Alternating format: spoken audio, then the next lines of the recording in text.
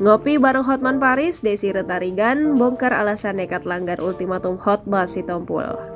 Ibunda musisi Bams X Samson, Desire Tarigan bertemu pengacaranya Hotman Paris Hutapea. Ditemani putranya Priyanka Reguna Bukit, Desire minum di kedai kopi dengan Hotman Paris.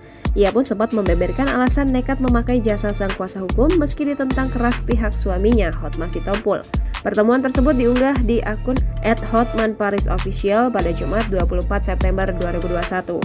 Dalam tayangan tersebut, Hotman Paris duduk berhadapan dengan Desire di samping sebuah mobil hitam. Hotman Paris menyebut Desire sebagai kliennya yang memang dibantu untuk urusan cerai dengan Hotma. Ia pun sempat memuji kecantikan Desire yang tak luntur meski usianya telah menginjak 55 tahun. Diketahui pihak Hotma dan tim kuasa hukumnya sempat memberi ultimatum pada Desire.